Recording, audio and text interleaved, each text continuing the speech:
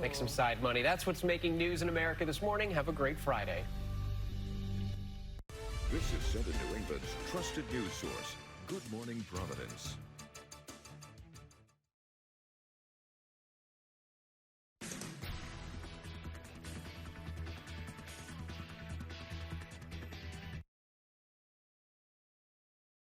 This has to stop. The capital city where 9 people are shot. We are live with the latest as police piece together a motive. And a pivotal day in the battle against the coronavirus pandemic. The CDC now changing its guidance regarding that. Well, the latest. Good morning, everybody. Thank you so much for joining us. I'm Doreen. And I'm Casey Kantz. It is Friday, May 14th. Hope everybody's doing well out there on this weekend. Getting ready to start the weekend. At least we got Tim Studebaker in with us. Tim, good morning. Yeah, good morning to you. Not a bad start out there this morning. We have a lot of clear skies across southern New England right now and relatively mild temperatures too. We're in the 40s right now, 48 Providence, 42 New Bedford, 36 though in Taunton, and 42 in Coventry to start your day. On satellite and radar, we are very quiet across the area. We have clear skies right now, and you're going to see that's the case for much of the eastern U.S. with high pressure in place. We're going to see a mostly dry day today, but we're kind of in that pattern where we see a few clouds develop in the afternoon and maybe even a stray shower. We'll talk about that and a lot more coming up in your full forecast. Doreen and Casey. Developing news is Providence police combing through evidence this morning, trying to determine a motive for a mass shooting in the city. Yeah, 9 people shot, 3 in critical condition. Police telling ABC6 there's not been this many people shot at one time in this city in decades, they say. Let's show you where it happened. Dozens of police officers responding to 911 calls for shots fired on Carolina Avenue. This was last night just before 7 o'clock. Police say 9 people were shot outside a home in the Washington Park section of the city. The victims ranging from 19 to 25, recovering this morning at Rhode Island Hospital. Good morning, Providence. Laura Puglisi, she is live outside the hospital with more this morning. Laura. Morning. Police say this is one of the largest shootings they've responded to in several decades. Those 9 victims all came here to Rhode Island Hospital, and according to Providence Police, 8 of those victims took themselves here to the hospital, while one of those was taken by ambulance. This is what the hospital looked like shortly after the victims arrived. There were police cruisers surrounding the area, placing it on temporary lockdown. 3 of the people shot have critical injuries. We are working to learn how they're doing this morning. Police received several reports for shots fired last night, all coming in around 6:45. Now, this was the scene on Carolina Avenue. Lines of police cruisers pulling up to the scene with bullet holes visible in windows and cars. Police say there may have been as many as 4 or 5 guns involved. We don't shy away from the fact that we have a gun issue in this city. It's unfortunate that young men in this community have no regard for life at times. They fire the guns willingly at each other, and this is the case here. There are still a lot of questions this morning that we're working to get answers to, like who was responsible for the shooting. Police did not identify any suspects, only saying these are groups the department is familiar with and that this was not random. They also say there was return fire. The mayor also speaking out about the gun problem, calling on lawmakers to make changes and make it more difficult to people to get access to guns. We're going to hear more from the mayor coming up at 5:30. For now, reporting live in Providence, I'm Laura Puglisi, ABC 6 News. All right, Laura, thank you for that. Stay with ABC 6 News for continuing coverage of this mass shooting in Providence. Of course, you can count on us to update that story on air and online as soon as that information breaks. We're also covering the coronavirus now with more on southern New England's comeback. With more than 250 million shots in the arm, the CDC with major news with the easing of face mask requirements. The president announcing that Americans can take off their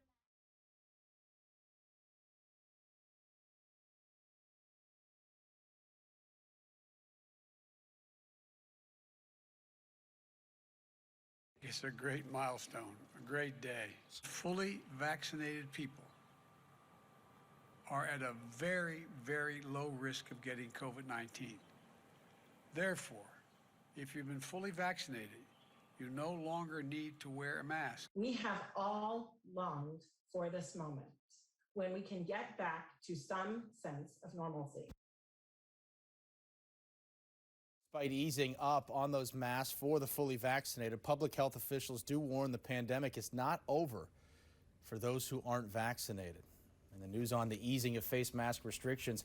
Another step forward in getting back to normal. Here in Rhode Island, we hit the streets talking to residents about their thoughts on the new change in mask guidance. Opinions definitely split down the middle. Some think it's about time. Others think it's a little too early to no longer require people to mask up. Listen. I feel like it's way too soon. Way too soon. I don't think there's enough people who are vaccinated for this to feel like a safe decision. I mean, it's obviously exciting that we have this like new phase and it's kind of like a new beginning, etc. And everyone's tired of this, but I think there's definitely like the cautious optimism. It's nice to have it off because it's hard to go to the gym or do stuff if you have to pull it off, sweat, put it back on. We did reach out also to the Department of Health to find out if Rhode Island will follow the new nationwide face mask guidance. Officials tell us no decision has been made at this time. The state is constantly reviewing the latest data and will make the decision, they say, when the time is right.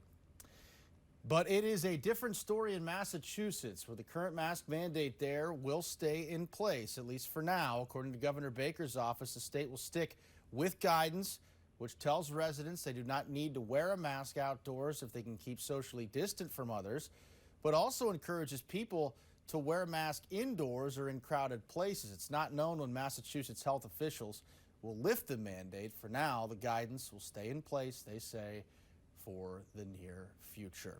Let's get a look outside. Boy, these sunrises have been beautiful this week for the most part. Tim Studebaker in with us this morning. Tim, how are we looking on this Friday? Good morning.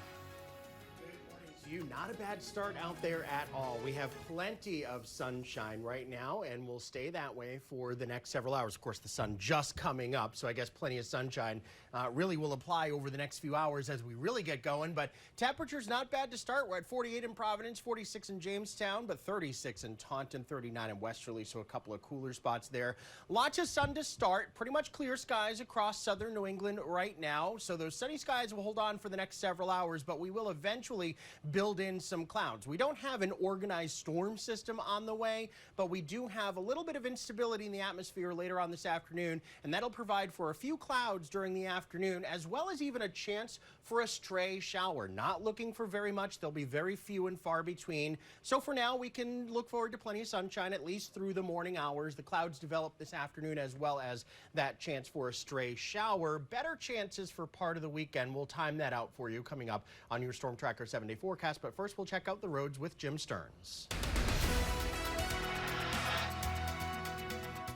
Thank you, Tim. We take a look at the traffic map this morning. No delays on 195. It's clear from the Mass State line all the way up to the 95 split. 95 delay free after Route 37 up towards Thurbers Avenue. No delays moving through the S-curves in Pawtucket. 295 is delay free just after Route 44 down towards Route 6 and Route 37. If you're heading up to Boston this morning, your travel time northbound remains 19 minutes between 295 and 128.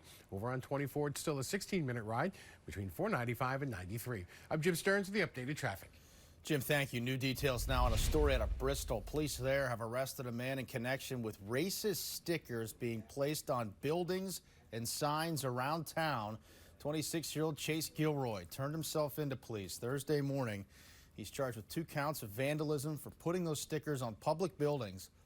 The stickers read "White Boy Summer" and also showed Nazi images. Officers were able to link Gilroy to the crime when they found his fingerprints on the back of those stickers. Police in Lincoln asking for help this morning, identifying a man caught on surveillance video trying to break into Town Hall. Here's a look at him. It happened last Friday around midnight. You can see the man here trying to get in through different doors and windows, and at one point even picks up what appears to be a brick. Police believe the suspect is in his late 50s. He's described as being 5'7".